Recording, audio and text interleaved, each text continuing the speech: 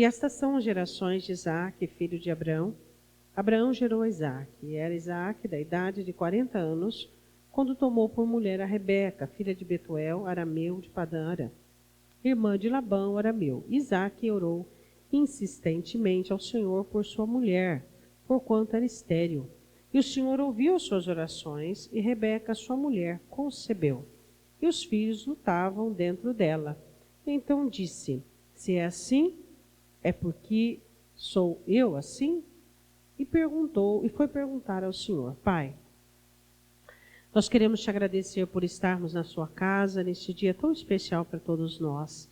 Dias em que vamos renovar as nossas forças, dias que vamos tirar, ó Deus, as moscas do unguento, dia onde vamos abrir os nossos olhos e observarmos aquilo que está errado, que vai nos impedir, que nos iria causar danos e nos impedir, Senhor, de fracassar. Eu te peço em nome de Jesus, abra os nossos olhos, Deus, nós que somos líderes, Pai. Eu te peço em nome de Jesus que o Senhor venha nos dar condições de entendermos a Tua palavra e absorvermos aquilo que o Senhor quer nos ensinar, em nome de Jesus. Amém? Podemos assentar. Eu ainda estou 100%, peguei uma gripe aí, não sei de onde é que ela veio, não. Muito forte. E hoje é a primeira vez, já faz uma semana, que eu não prego, não venho ao culto. Mais de uma semana, né? E hoje eu estou aqui.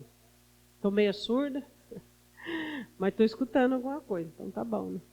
Aí eu falei: meu Deus, estou surda. Aí eu tampei os 2 ouvidos, ficou pior. Eu falei: agora tá bom, agora eu estou escutando. Havia uma promessa dentro do ventre. Deixa eu só falar uma coisa para vocês. Quando você fica com gripe, seus neurônios não trabalham direito, viu? Então, o meu raciocínio está mais lento. Então, você vai notar que o meu raciocínio está mais lento que o normal. Isso é totalmente natural, tá? Então, vamos lá. O que acontece com essa mulher? Ela fica grávida e existem coisas estranhas dentro dela. Ela começa a questionar se isso era por causa dela. Ela começa a perguntar: mas é porque sou eu? Então ela vai orar e falar com Deus. O Senhor fala: não tem nada a ver com você. Tem a ver com o que acontece dentro de você. O Senhor diz: eu plantei 2 sementes dentro do seu ventre. 2 sementes. Uma semente será bem maior e bem mais gigantesca do que a outra. Só que essa semente, ela vai nascer com desvantagens. Ela vai nascer menor, mas quando ela crescer, ela será maior. O nosso Deus, ele tem umas maneiras estranhas aos nossos olhos de trabalhar. Ele pega uma mulher estéril, como Sara, para fazer ela mãe de uma grande nação. E agora, ao invés do nosso Deus trabalhar com aquele que nasce primeiro, para seguir a ordem, o Senhor vai fazer diferença. Aí, já de começo de conversa, é muito importante você entender que o nosso Deus, ele não precisa estar debaixo de regras e debaixo do contexto da naturalidade. Isso já serve tanto para mim quanto para você, analisarmos e observarmos, e que nós fôssemos, se Deus nos desse esse milagre, capturados do óbvio. Olha para o seu irmão, vê se ele é um refém do óbvio. Você conhece um refém do óbvio? Tem que ter, tem que estar, tem que poder, tudo tem que estar no jeito, para ele achar que vai dar certo. Ele é um refém do óbvio. Ora, se é óbvio, você não precisa de fé. Se é óbvio, você não precisa de esforço. Se é óbvio, você não precisa de nada. É óbvio. Existem pessoas que elas não crescem na fé porque elas são reféns do óbvio. E Deus não quer que nem eu nem você sejamos reféns do óbvio. Deus quer que nós entendamos que quanto mais difícil, mais poder, que quanto mais complexo, mais complicado, maior é o milagre. Então, a mãe dos dois, como que era o nome da mãe dos dois? Isso. Ela não conseguia entender tudo aquilo e Deus faz uma resposta assim, ó. Versículo 23. E o Senhor lhe disse, diga para o seu irmão, Deus responde, viu? Até perguntas que não tem nada a ver. Essa pergunta aqui, vamos dizer, de passagem, não passa de uma curiosidade de uma mãe grávida que o ventre mexia muito. É ou não é? Deus responde. Existem muitas perguntas na Bíblia que são tão relevantes, não é verdade? Mas fala a verdade, qual a relevância de uma pergunta dessa? Só que tudo que diz respeito a você e a mim é relevante a Deus. Nossas dúvidas, nossos questionamentos, nosso cansaço, nossa tristeza, nossa tribulação, tudo é relevante aos olhos do Senhor. Amém? A Bíblia diz assim, o Senhor lhe diz, 2 nações há no teu ventre, e 2 povos se dividirão das tuas entranhas, e um povo será mais forte do que o outro povo, e o maior servirá o menor. Não é só no caso de Jacó, a menoridade foi um terreno amplo para Deus trabalhar. Temos várias pessoas na Escritura que a menoridade chamou a atenção de Deus para que fosse um terreno fértil para ele trabalhar. Um exemplo grande disso é Davi. O Senhor disse assim, que 2 povos se dividiriam e Deus havia escolhido um deles para sobrepujar. Você sabia que Deus escolhe líderes desde o ventre? Às vezes você quer formar um líder, só que ele não é vocacionado por Deus. Aí você vai ficar malhando em ferro frio. A liderança é uma vocação divina. Deus vocaciona pessoas para liderar. Você pega uma pessoa que não foi vocacionada para liderar e ela herda. Ela herda dinheiro, ela herda empresa, ela herda condições, ela herda bajulação, ela herda muita coisa.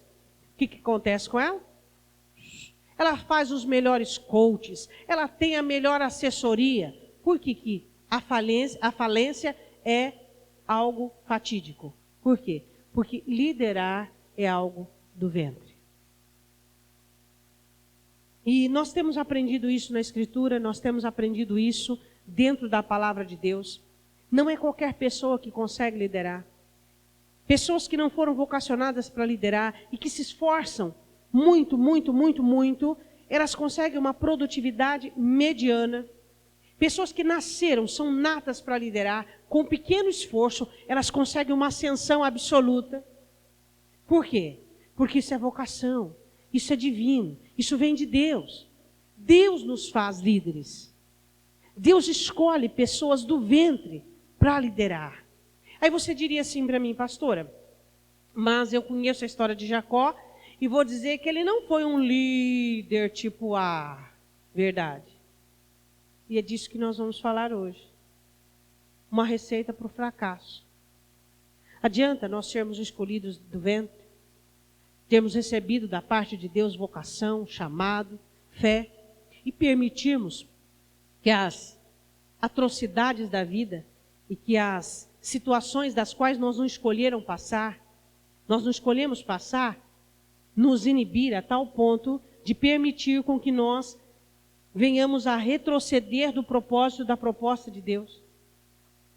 Se a liderança é uma vocação, e ela é uma vocação, o que nós precisamos entender é que nós precisamos ser fiéis a essa vocação.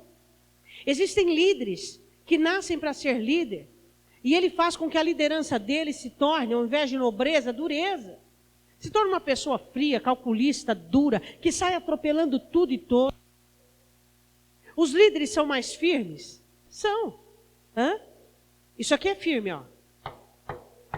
Mas eu posso passar a mão que ele não machuca. Ele é firme, mas não é rude. Ele não é áspero, não machuca. Você tem que aprender a ser firme e não machucar. Ser firme e não ser rude. O que acontece com alguns líderes é que eles perdem a entonação da autoridade. Eles começam a lidar com tantas adversidades da vida, com tantos leões dessa selva da vida para matar, que eles começam a ficar rudes. Eles começam a ficar ásperos, secos, frios, calculistas. E isso é uma receita para o fracasso. Eles começam a se tornar líderes e começam a deixar de serem humanos. Esse não é a proposta, nem o propósito de Deus. Você chegar no fim da sua vida e você conseguiu todo o sucesso que você conquistou.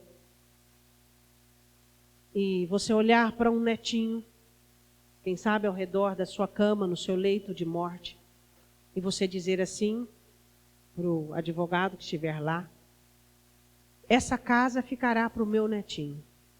E ele ali perto da sua cama, ele não entendendo muito sobre bens e sobre nada, e ele olha para a casa que o vovô mora, e olha para o vovô, e olha para ele e diz: se essa casa é minha, e ele pergunta para o vovô e diz assim: mas vovô, para onde você vai? Você tem uma casa lá?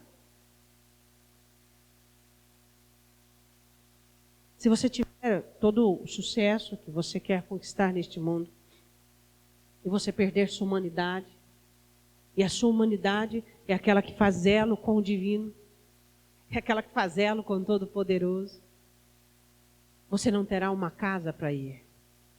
Deixará na terra mansões e mansões e mansões, mas não terá uma casa para onde voltar.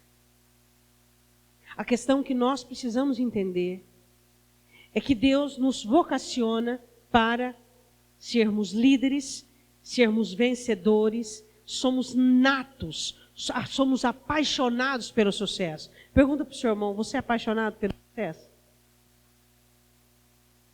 Como que você reconhece uma pessoa apaixonada pelo sucesso? Ela acerta.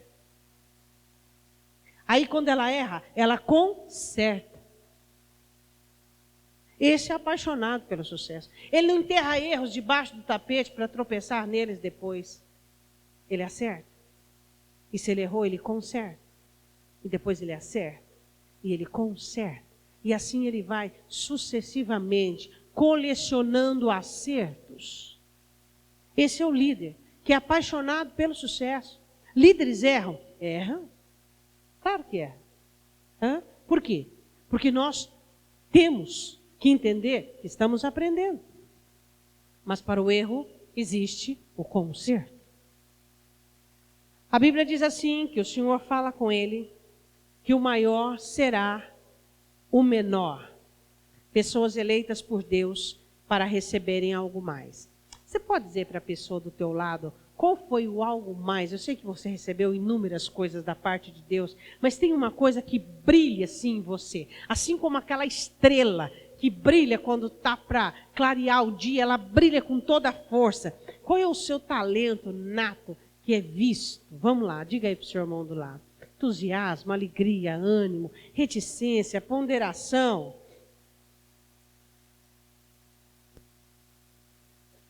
Os dois no ventre, eles brigavam, aqui eles estavam descansando, estavam dormindo. Mas olha agora, o que você vai ler ali, ó. Escolhido para ser o maior e o mais forte. Deus escolhe pessoas. E pessoas? E pessoas? E pessoas? Isso. Deus escolhe pessoas. E pessoas fazem escolhas. As suas escolhas irão definir sucesso ou fracasso. As suas escolhas poderão definir o que você terá amanhã. Não são todos os dias bons? Não. Eu passei dias aí muito ruins. Dias em que acho que é melhor partir do que ficar. E assim como também você às vezes tem dias ruins na sua empresa, na sua família, na sua vida. Só que eu vou dizer uma coisa para você. São esses dias ruins que mostram para você o quanto o que você faz é importante. O quanto você tem valor. O quanto você é apaixonado pelo que você faz. De 0 a 10, o quanto você é apaixonado pelo que você faz. Você tem que tomar muito cuidado e todo mês eu vou lembrar você disso. Eu vou lembrar do quanto você ainda tem apreço, o quanto você tem dedicação, o quanto você gosta, o quanto você quer estar à frente, o quanto você quer estar sabendo, estar inteirado de tudo aquilo. Lembra o mês passado que eu expliquei para vocês que a paixão de vocês movimenta o trabalho de vocês. A paixão de vocês atrai a bênção para o local de trabalho. Se você levanta para trabalhar, é aquela coisa pesada, é aquela coisa carregada. O seu dia é tendencioso a dar errado. Se você já levanta reticente, com medo, já levanta com aquela situação pré-estabelecida, como é que tem algo para dar certo? A Bíblia diz assim, que Deus escolhe pessoas. Pessoas fazem escolhas. Queria perguntar uma coisa para você. O que você faz? Você escolheu, você herdou, você gosta, porque você pode ter herdado do seu pai, mas você gosta daquilo, você foi criado naquilo. Mas existem pessoas que fazem o que não gostam. Se você faz o que você não gosta, muda de ramo. Não vai funcionar. Não vai. Muda. Se você não faz, se você faz e você não gosta, você não tem alegria, você não tem vivacidade, você não tem paixão, você não tem entusiasmo, acabou o entusiasmo. E você vê que aquilo está indo de mal a pior. Você precisa fazer uma mudança. Versículo de número 24. E cumprindo-se os seus dias para dar à luz, diga assim, há uma promessa sobre mim antes de eu nascer. Gênesis 25, 24. Os meninos nasceram. E em gêmeos no seu ventre. Versículo 25. E saiu o primeiro ruivo, todo como vestido de pelo. Por isso chamaram o seu nome vermelho, Esaú. Depois saiu seu irmão, agarrado a sua mão ao calcanhar de Esaú. Vou falar um pouquinho sobre isso. Jacó lutando no ventre, né? Um menininho terrível. Já no ventre, gente, eu fico pensando, o que aconteceu com esse menino? Onde foi parar a garra? Onde foi parar a determinação dele? Onde foi parar a força desse menino? Foi abortado. Não é possível. No ventre, lutando com o irmão para encontrar um lugar de encaixe, para nascer primeiro. E quando o irmão encaixou primeiro, ele segura no calcanhar do irmão, para ver se na última esperança, na última tentativa, claro que não, ele conseguisse puxar o irmão e sair primeiro. Você vê a ferocidade da determinação de Jacó no ventre. Esse menino, ele nasceu para ter proeminência, para ser superior. Ele tinha esse chamado, ele era vocacionado para isso. E o que caracteriza ele no princípio? A força, a procura, a busca. E ele sai com a mão agarrada. O pai disse, Jacó, suplantador, aquele que quer levar vantagens. Você acha que o nome Jacó foi um nome bem escolhido pelo pai? Se fosse um pai com uma outra ótica, poderia ter posto, por exemplo, Benjamim, filho da minha mão direita, ou algo que estabelecesse a força. Porque o menino era forte. Mas o pai olha com uma conotação negativa. Quantas pessoas já olharam para você, para aquilo que você estava fazendo, com conotações negativas? Interpretando de um outro lado aquilo que você fazia. Quantas pessoas? O pai desses meninos, ele interpreta o que Jacó fez de uma maneira negativa. Outro pai poderia ter dito, que menino marrudo, que menino forte, que menino determinado. Ou não é? Ou não é? O que você recebeu na infância fez jus a você? O que você recebeu na adolescência fez jus a você? Todos os seus sonhos, projetos, planos. Se você tivesse tido pais melhores administradores, que pudessem pagar para você uma boa escola, uma boa faculdade. Se você tivesse tido pais que pudessem atentar melhor para as suas habilidades, para aquilo que você tinha, para aquilo que você possuía. É ou não é? Quantos erros cometidos pelos pais ao interpretar erroneamente os filhos? Pais que ignoram as habilidades dos seus filhos e as têm como defeito. Por exemplo, o menino, não estou falando de desobediência, ele é mexelão e curioso, e vai, e mexe, o pai já rotula. O pai já começa com aquela situação de pegar no pé, aquela situação de o menino mal se mexeu, o pai já vai dar bronca. Será que crianças não são mal interpretadas? Será que crianças que, não estou falando de desobediência, bem acentuado, estou falando de crianças, você, quem sabe, era uma criança curiosa e mexia e fazia. Será que não era o caso de seu pai investir, sua mãe investir? Por quê? Porque você era alguém criativo. Mas as pessoas te rotularam como bagunceiro. As pessoas te rotularam como alguém que quebrava tudo. E esses rótulos, quem sabe, fizeram muito mal para você. E ainda você os carrega até o dia de hoje. Jacó nasce com a mão segurando no calcanhar do irmão e é mal interpretado. Suplantador, aquele que quer tirar vantagem. Você acha que um bebê quer tirar vantagem do outro bebê? Você acha mesmo? Não. No entanto, que o Senhor quis trocar o nome dele para Israel, porque você é um bom lutador. Você lutou com os homens e lutou comigo. Muda para Israel, príncipe de Deus. A questão é, quantos rótulos eu e você recebemos que não fez jus à nossa capacidade, à nossa história e aquilo que podíamos frutificar e aquilo que podíamos produzir. Vamos continuar. A Bíblia diz assim, e depois saiu outro irmão, agarrado à sua mão, ao calcanhar de Esaú, por isso chamou seu nome Jacó, suplantador, aquele que tira vantagem. Você colocaria o nome do seu filho de suplantador? Vamos analisar hoje. Você tem 2 filhos. Nasce o primeiro lindo, nasce o segundo segurando a mão ao calcanhar do outro. Você ir orar e dizer assim, você está querendo tirar vantagem? Você diz, gente, que menino forte. Que menino determinado, olha só. Ele sabe o que ele quer.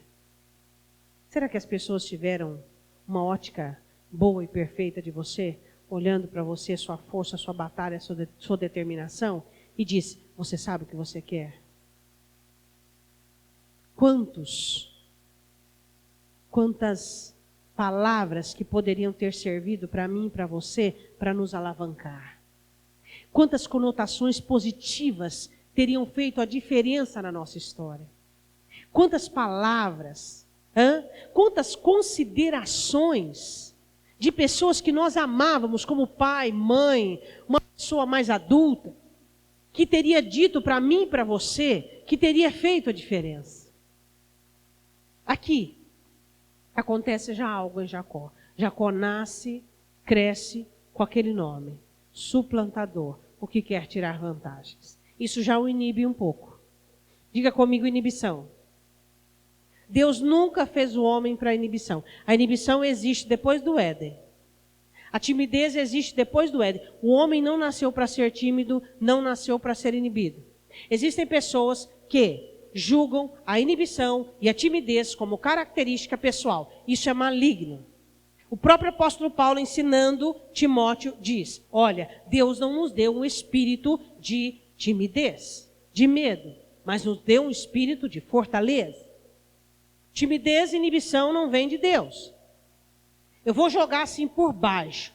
30% a 70% da sua criatividade, do seu potencial, está escondido dentro do baú da inibição e da timidez. De informações e rótulos lá atrás, do seu passado, que você recebeu, que te tolhiu, que te impediu e que hoje você não consegue mais ser criativo, você não consegue mais ser alegre, você não consegue mais ser determinado, você não consegue mais acreditar, porque os rótulos inibiram, tolhiram você.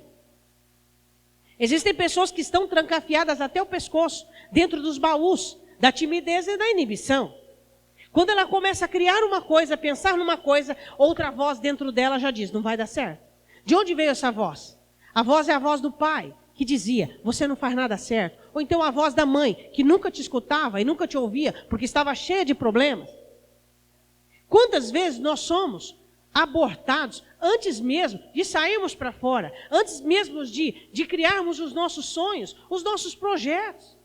Como é que eu posso dizer que não vai dar certo? Eu mesmo, para mim mesmo, para eu mesmo.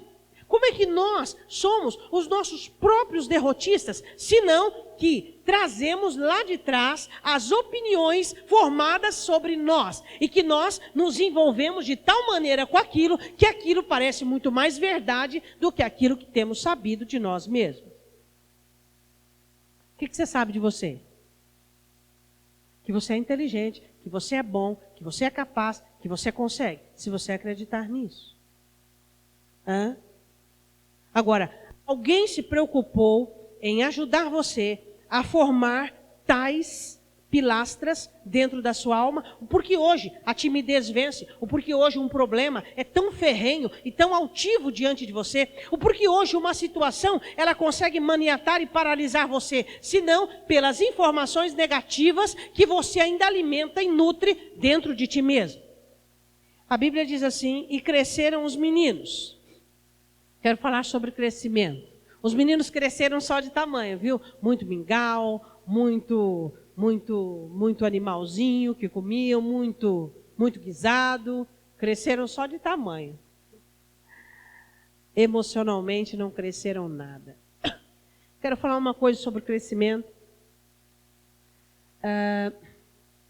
Uma árvore, ela não só precisa crescer para cima, ela precisa crescer também em suas raízes. As nossas raízes é tudo aquilo que nós oferecemos para nós mesmos. Por que um vendaval não derruba uma árvore dessa? Por que um vendaval não entorta uma árvore dessa? Por quê? Porque ela tem raiz. Uma das coisas que é primordial na sua vida de liderança é você ter raiz em ti mesmo. Você ter autoconfiança, você gostar de você querer dar certo, você querer funcionar, mas para isso você tem que deletar a voz do fracasso. E a voz do fracasso é aquela lá de trás: Jacó, Jacó, Jacó. São aqueles rótulos que você recebeu. Tudo aquilo que não houve investimento, não houve semeadura, não houve ninguém que enxertasse, que semeasse, que desse condições para você. Você ainda escuta lá dentro de você? Jacó, Jacó.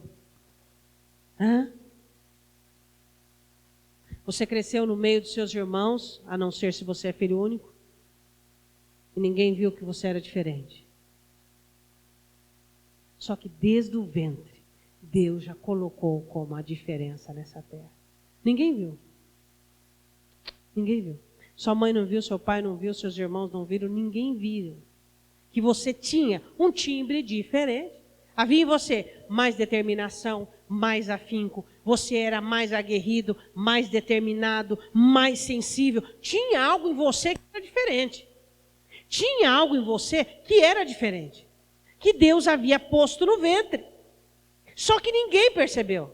Ninguém percebeu. E durante muitos anos, isso ficou enterrado.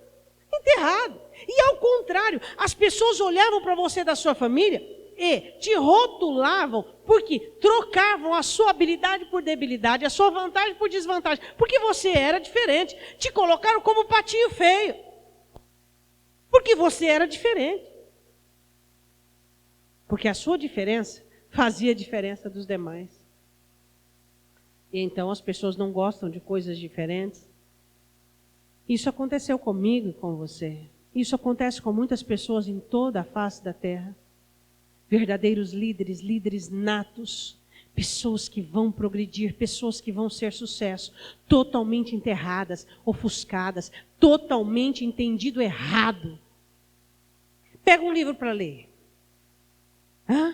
E vira ele de cabeça para baixo. Vê se você consegue ler alguma coisa. Você era um livro de cabeça para baixo. O céu estava olhando para você. E o céu podia ler você. E os homens não podiam ler você. Não podiam interpretar. E pasme, muitas vezes nem seu pai nem sua mãe podiam interpretar você.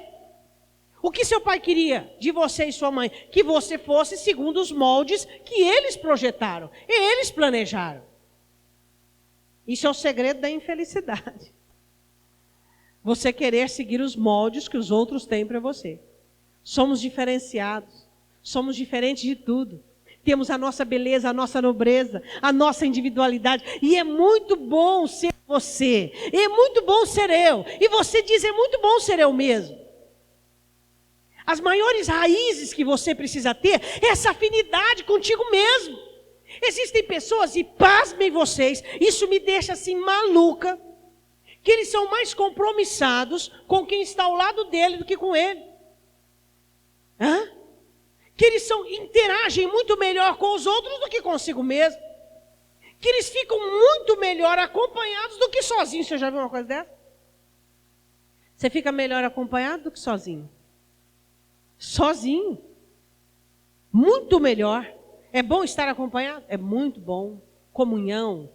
Mas a melhor companhia é a sua. E quando eu falo disso, eu falo de raízes. Eu falo de... Você foi feito sob medida para o crescimento. Encontre o seu valor, o seu lugar, o seu talento. Escolha. Tornar-se como seu pai, como sua mãe. O que seu pai quis, sua mãe quis, o que projetaram para você. Olha para o seu irmão e diga assim, escolha tornar-se você mesmo. Explica para o seu irmão o que é tornar. Quem sabe você já tem uma idade e você não conseguiu ainda o sucesso que você quis. Então comece a ser você mesmo a partir de hoje que você vai encontrar sucesso. Esqueça. O pai já morreu, a mãe já morreu. Você está vivo? Acabou. Você é adulto. A partir do momento que você começar a tornar ser você, você encontrará o sucesso. Porque você vai crescer. Você só cresce quando você é fiel a você. Você só cresce quando você consegue ser seu. Acreditar em você, gostar de você, ter sonhos para você, confiar em você. Existem pessoas que vivem de e para. Já viu carta? Antigamente tinha muita carta, né? De e para. O que é isso? Explica para o teu irmão. Viver de e para. De.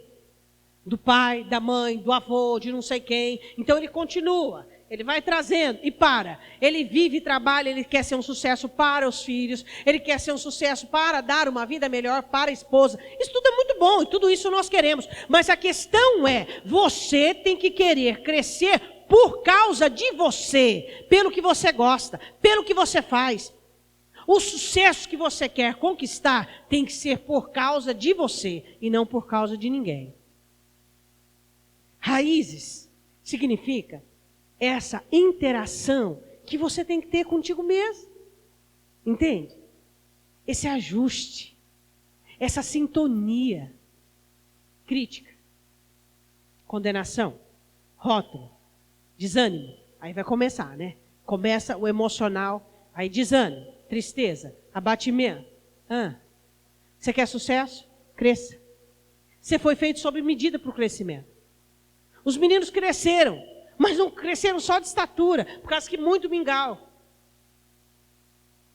Mas não cresceram emocionalmente, não cresceram como um ser humano, dotado de habilidade. Você e eu, nós precisamos crescer, amadurecer. Este é o segredo do sucesso. Olha, o que nós temos que entender, o nosso valor, o nosso lugar. Se você estiver no seu lugar, você descobre o seu talento, o seu valor, você vai crescer, vai dar certo, vai funcionar.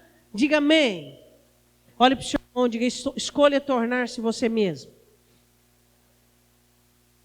Você é a pessoa de maior sucesso na terra, não é não? É. Só você pode fazer o que você pode fazer. Versículo 27. E cresceram os meninos, e Esaú foi homem perito na caça, homem do campo. Bom, explica para o seu irmão por que Esaú era bom numa coisa. Por quê? Explica para ele. Por que Esaú era... Aqui fala de perícia. Ele era ótimo. 10. Perito na caça, homem do campo. Você sabe que para o campo, caça, isso era comum na época, né? Os homens iam caçar e as mulheres ficavam em casa, nas tendas. Os homens iam caçar e as mulheres ficavam nas tendas. Esaú ia caçar e Jacó ficava nas tendas. Ô, Jacó ficava nas tendas? Ficava ou não ficava? Ficava, eu não acredito. Jacó ficava em casa. Era um homem caseiro. Mas na época, os homens eram da caça. E eu acredito que Jacó tentou ser da caça, que era normal. Todo homem que nascia, ele era treinado para aprender, colocar as tendas e sair atrás do alimento. Ele tentou. Mas um dia vinha com o pé machucado, porque a flecha pegava o dedão dele. Outro dia vinha o irmão, eu não vou levar esse menino mais comigo. Ele quase me matou hoje, tirava no irmão em vez de ir na caça. Jacó tentou, claro que tentou, pela cultura da época. Mas ele não era bom. Ele não era bom na caça. Por quê? O irmão era melhor que ele. Então ele simplesmente desistiu. Tudo era o irmão, tudo era o irmão. Passava um dia, o irmão trazia a caça, ele não. Outro dia a caça, ele não. Ele não. E ele desistiu. Sabe o que pode, só o que pode tirar a sua perícia em ganhar, em vencer? Sua desistência. Se ele tivesse persistido, ele teria conseguido. Mas a questão é que naquele momento, aquele moço era só um menino de coração. Rejeitado, triste, enciumado, tímido, introspecto. Todo o erro dele ganhava uma proporção enorme. Esaú errava também. Todas as pessoas erram. Mas Esaú era Esaú. Só que quando Jacó errava, Jacó errou. E já imaginou os meninos servos dos pais, né? Filhos dos servos. Ria. Jacó errou de novo. Jacó não... Entendeu? O que acontecia com Jacó é o seguinte, é o que acontece com muitos de nós. O pai tinha uma ótica ruim sobre ele. Toda a conotação negativa que as pessoas faziam o diminuíam ainda mais. E ele não suportava.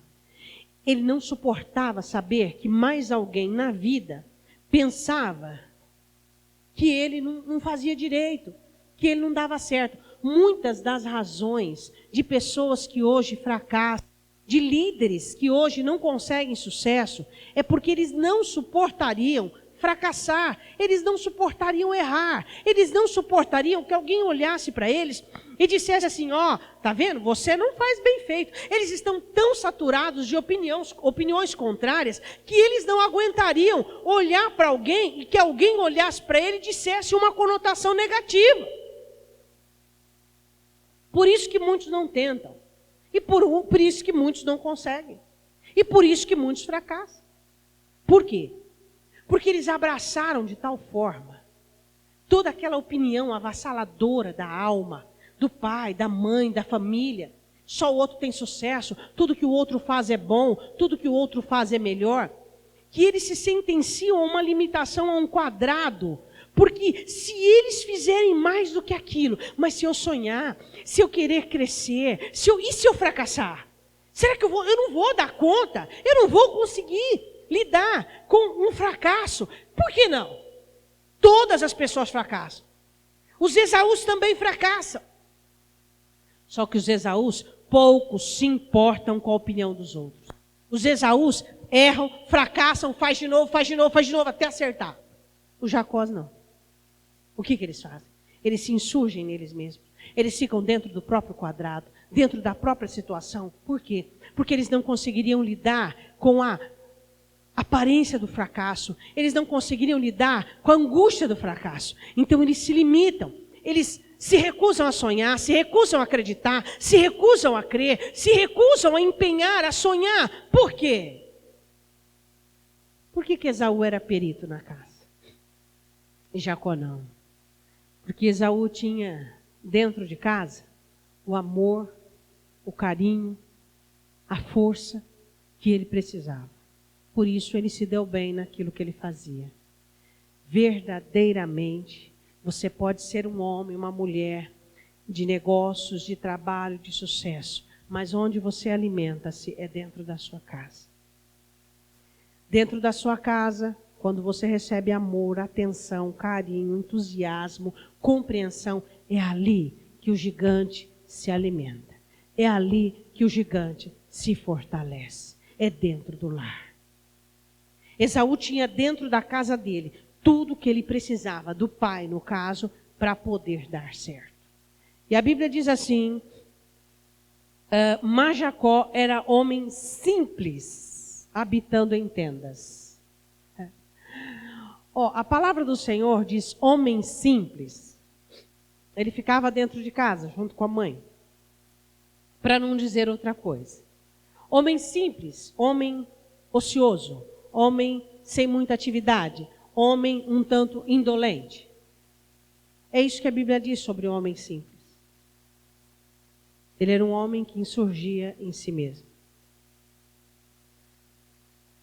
Eu quero dizer uma coisa para você. Prisão tétrica. O que acontece com Jacó? Jacó, ele faz da sua casa seu refúgio.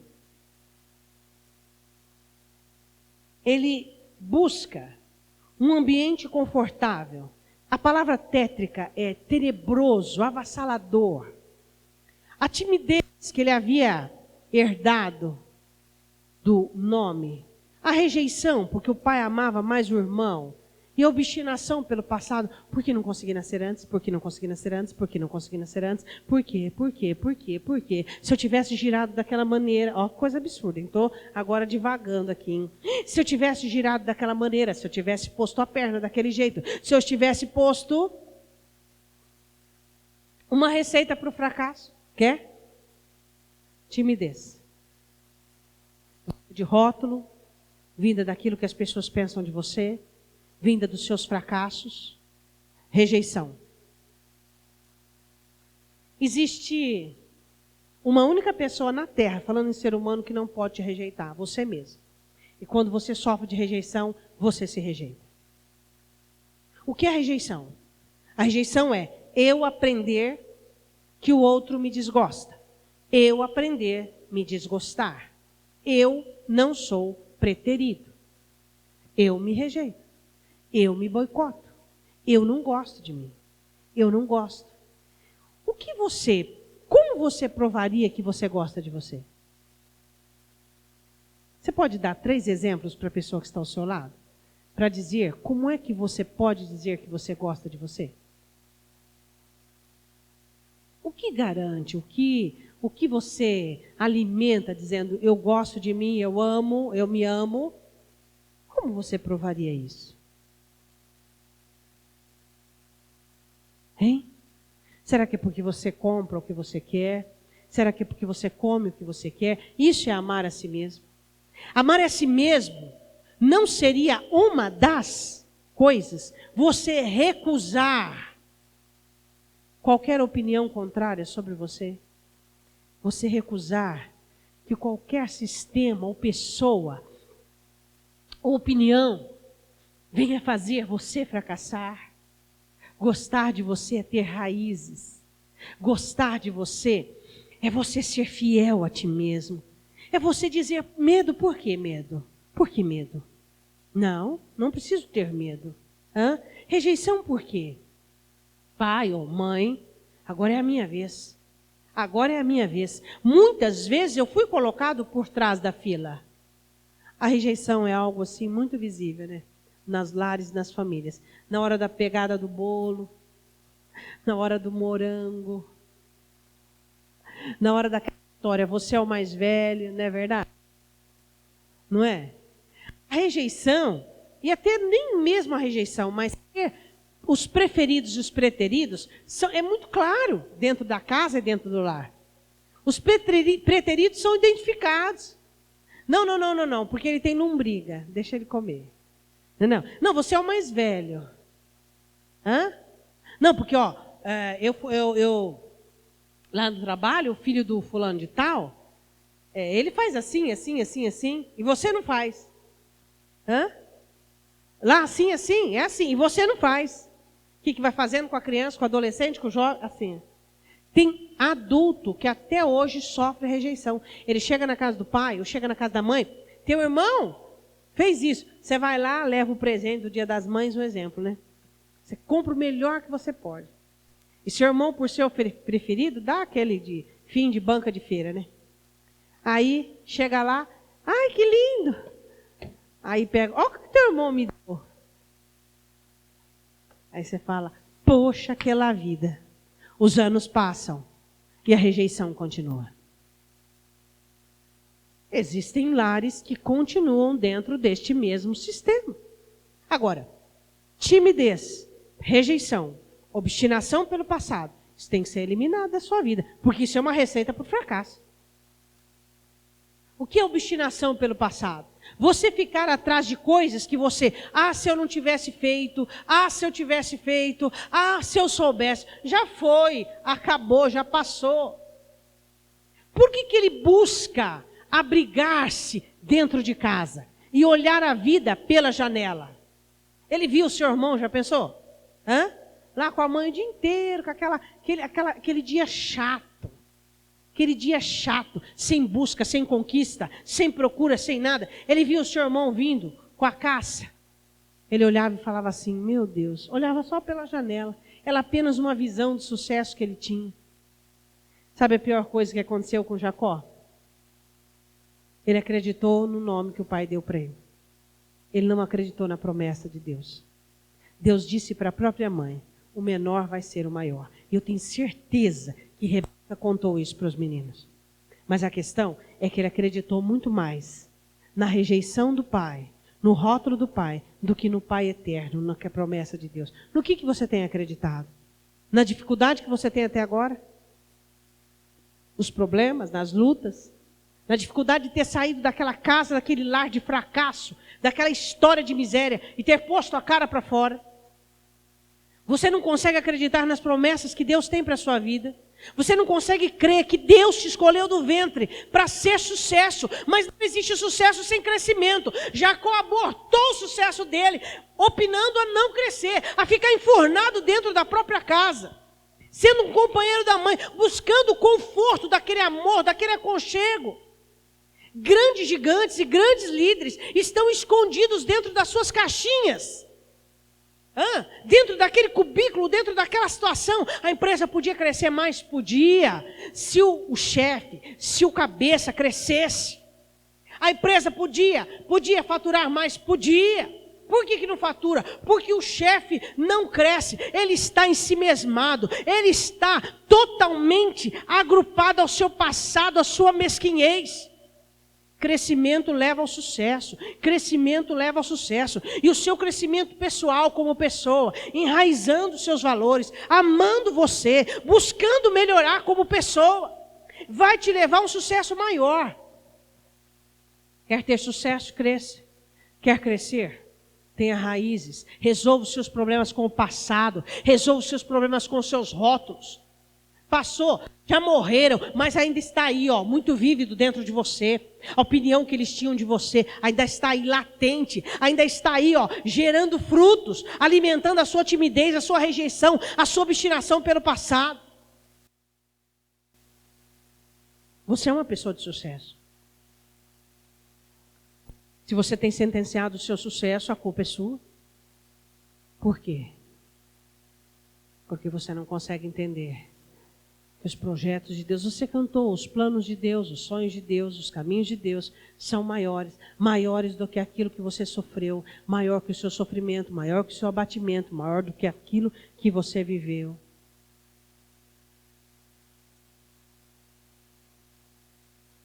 Olha que imagem terna, linda. Que coisa linda. A mãe e Jacó. Olha lá. Oh, meu Deus. Que cena triste. Existem algumas cenas na vida que para uns é lindo, para outros é triste. Ver você com todo o seu potencial, melancólico, abatido, desanimado, desesperado, é uma cena muito triste de se ver. Nos braços do consolo, nos braços de, mas pelo menos eu estou melhor que ele. Esse aí é consolo de fracassado. Versículo 28. E amava Isaque a Esaú. Era na cara. O amor do pai naquela época, que a caça era do seu gosto. Mas Rebeca amava Jacó. Olha que coisa linda, gente. Sabe o que esse menino fez? O amor da mãe. Seu conforto. Frase. Nascido para ser gigante. De casa, um homem simples, domesticado. Cadê o leão? Cadê o forte? Cadê o arrojado? Cadê o corajoso? Cadê aquele que nasceu para ser o maior? Cadê aquele que nasceu para sobrepujar o irmão? Domesticado. Você foi domesticado pela Dilma? Tem crente que foi domesticado pela Dilma. A Dilma fez um monte de coisa errada. Deve ter saído rica dos erros dela. E o crente saiu domesticadinho. Que a crise. Está duro, está difícil. Ele não consegue entender, porque é Deus. Senhor, meu país é um país complicado, problemático. O meu país é um país, Deus, só que eu não sou desta terra. Eu sou peregrino, meus valores são outros, meu sistema é outro, minha metodologia é outra, a minha fé vem do alto. E eu vou fazer a coisa acontecer. Os crentes hoje estão domesticados pela crise do país. Que isso, meu irmão? Você é alguém que tem que ter fé. Você é alguém que tem que crer. Você é aquele que quando não acontece, você faz acontecer. É ou não é? Agora, o seu desânimo e o seu olho na Dilma, no Temer, sei lá em quem, vai ajudar você? Não. Nascido para ser um gigante, domesticado pela frustração. Eu queria ter nascido primeiro. Não nasci. Eu queria ter sido perito na caça. Não fui. Eu queria que meu pai tivesse me amado. Não amou. E daí? Transforme as suas dores em ferramentas. E daí? Coitadismo? Não. Eu não nasci para o coitadismo. E nem você.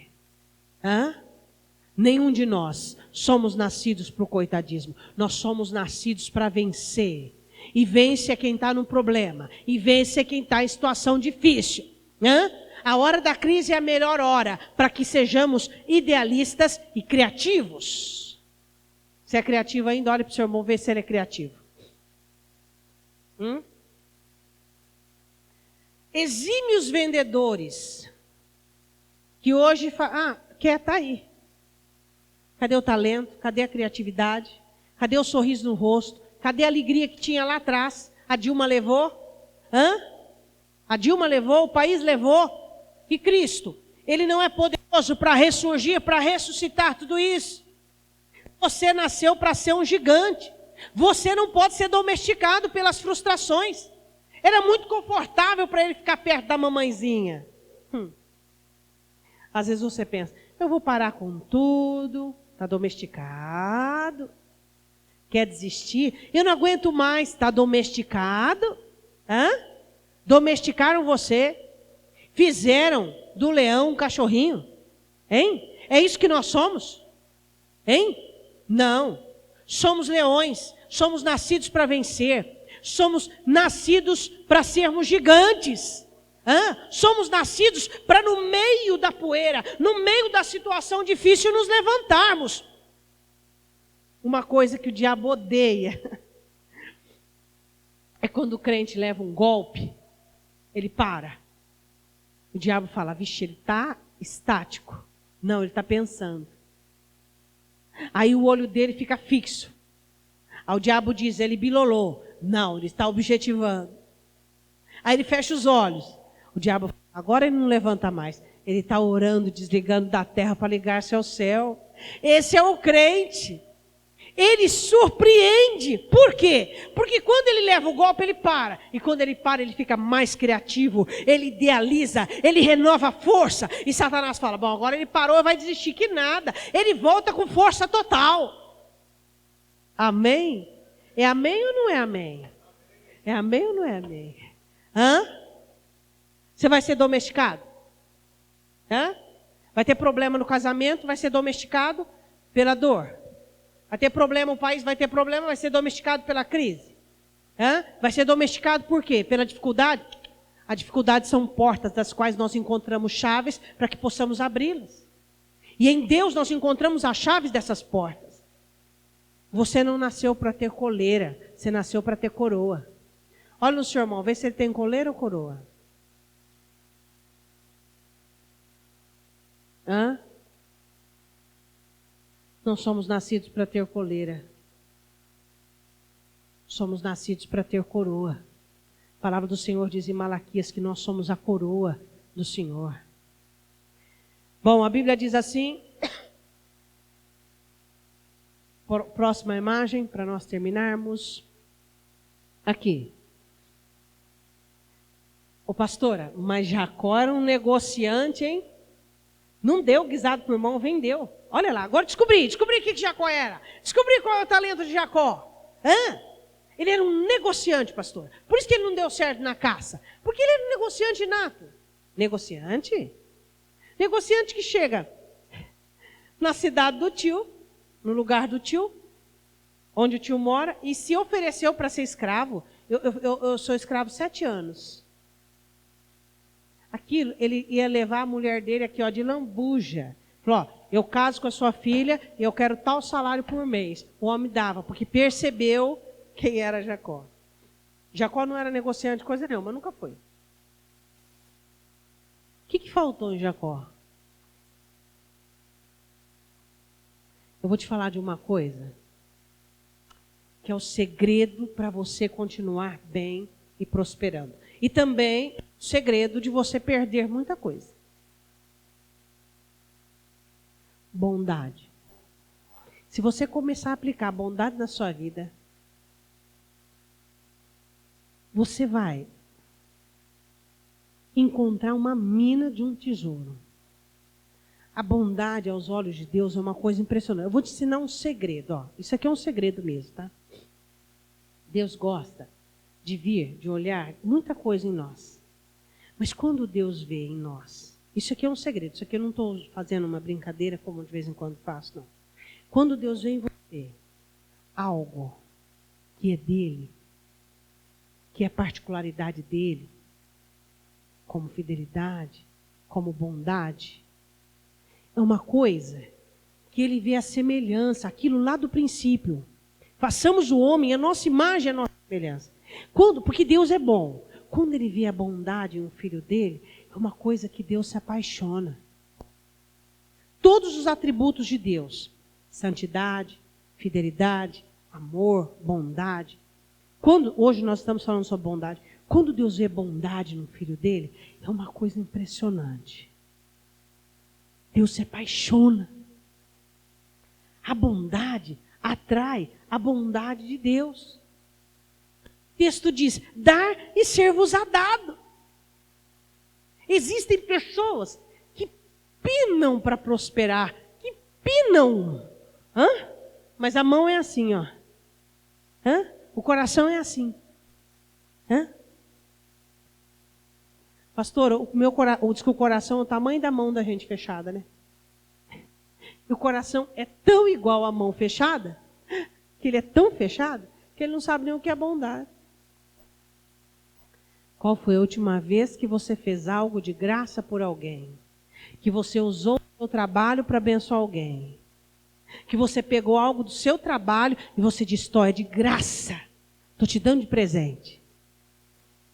Estou fazendo isso para você. Estou te abençoando.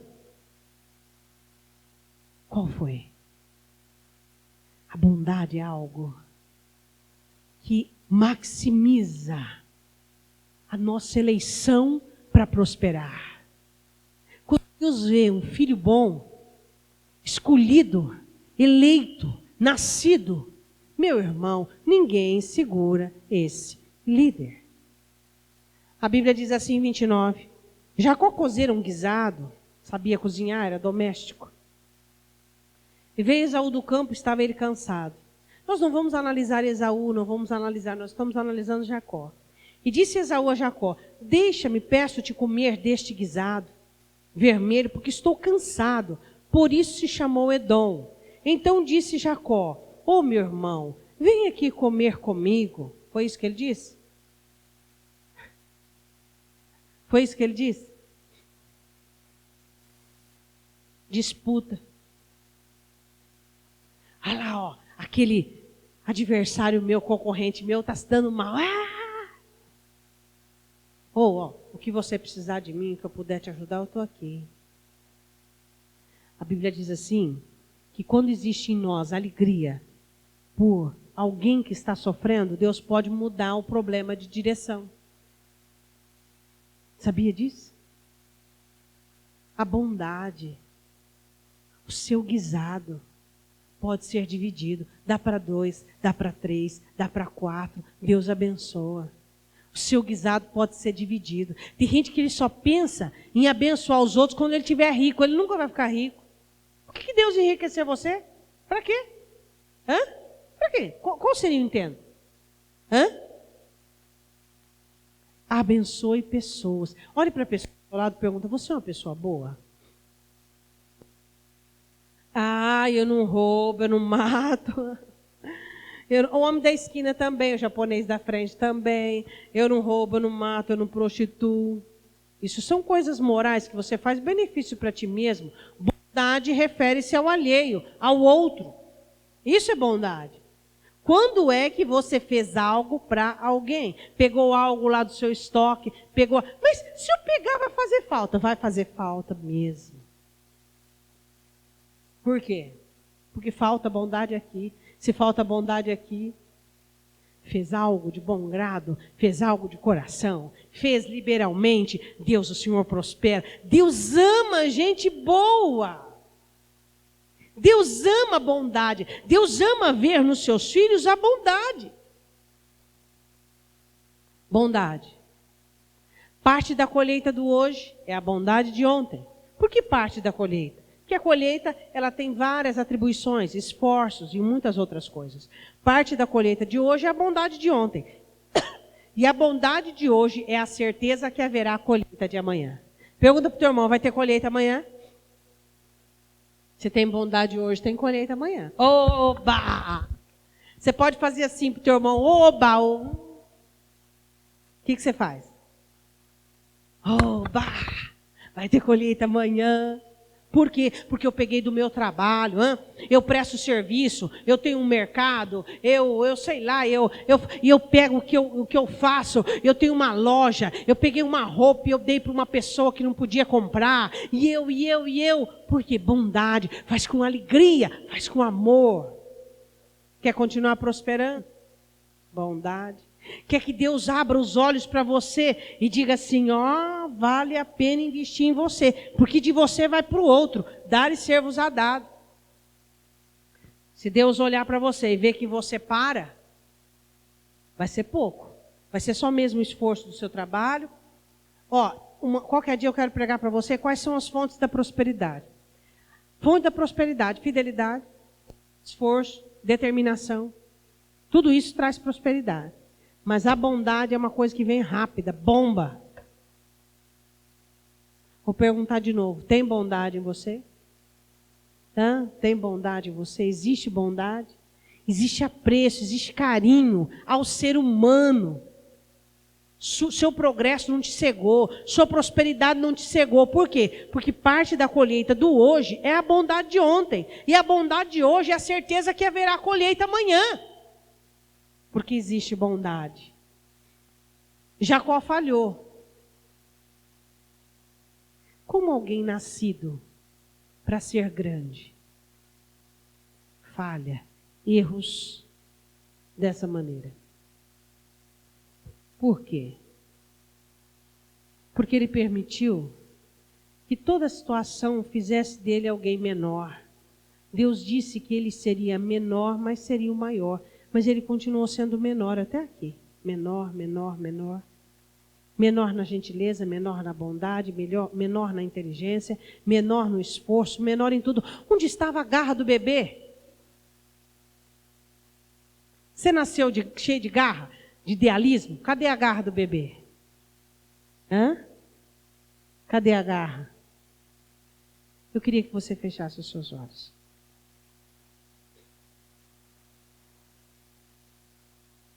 Eu sei que você tem muitas coisas para orar. A última das coisas que nós falamos foi a bondade. Deus quer muito abençoar a sua empresa, abençoar a obra das suas mãos. A palavra do Senhor diz que Deus nos pôs por cabeça, e alguns Deus colocou.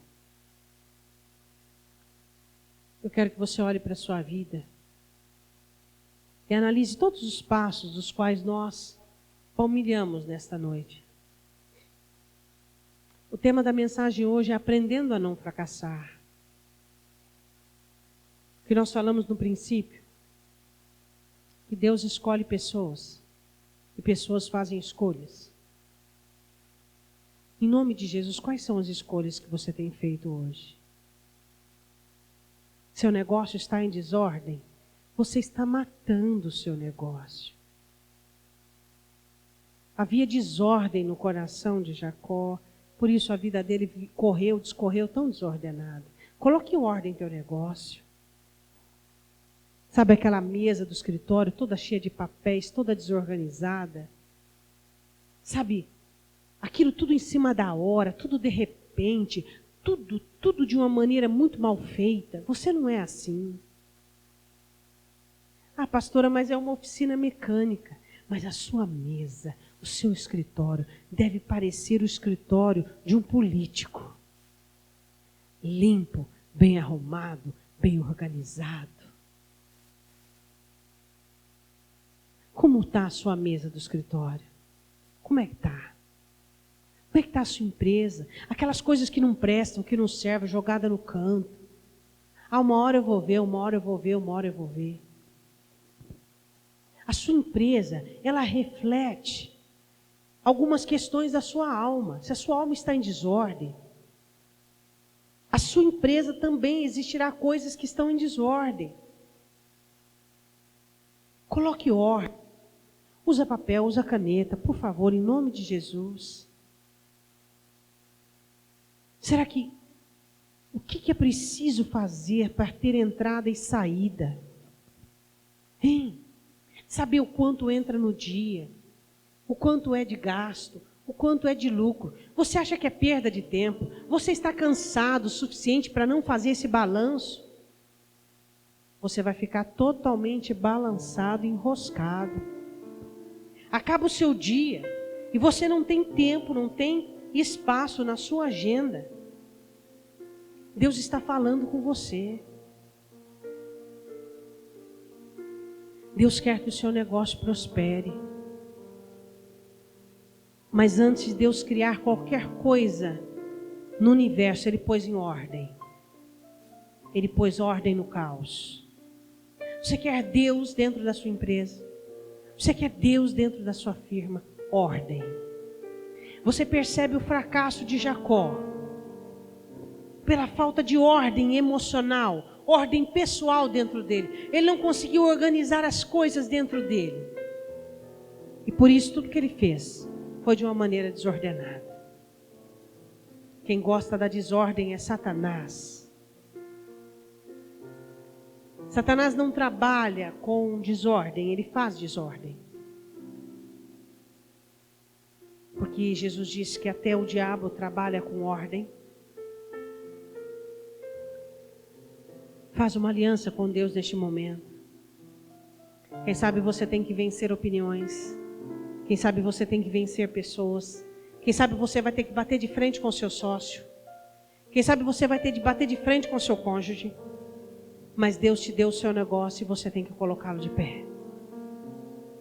Uma das coisas imprescindíveis nos líderes é que eles não se importam se a atitude deles vai ofender e quem vai ofender.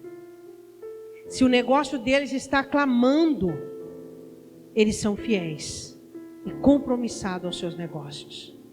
Se você tiver que bater de frente com o seu sócio, se você tiver que bater de frente com o gerente, com os seus funcionários, se você tiver que bater de frente com o seu cônjuge, não importa.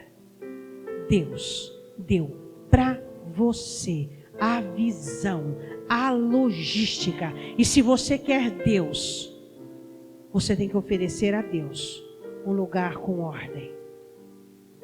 Em nome de Jesus. O que é que está errado precisa ser consertado. Existem inúmeras receitas do fracasso. Coloque em ordem a tua vida. Coloque em ordem o teu salário. Coloque em ordem a tua entrada, a tua saída. A hora de você entrar, a hora de você sair. Você diz, mas eu sou patrão, mas você é funcionário da sua empresa. Você é funcionário da sua empresa. Você tem que ter a sua saída correta. Você não pode tirar do jeito que você quer. Não, errado. Porque a empresa precisa sobreviver. Ela funciona. Ela precisa ter o seu fluxo de caixa. Eu chamo isso de sobrevivência. Sabe por que você não determina o seu ganho? Porque você é desorganizado. Mas se você não trabalhasse numa empresa, você não ia ter um salário fixo. E por você sendo dono, você judia da sua empresa. Pegando aleatoriamente. Não faça isso. Não haja dessa maneira.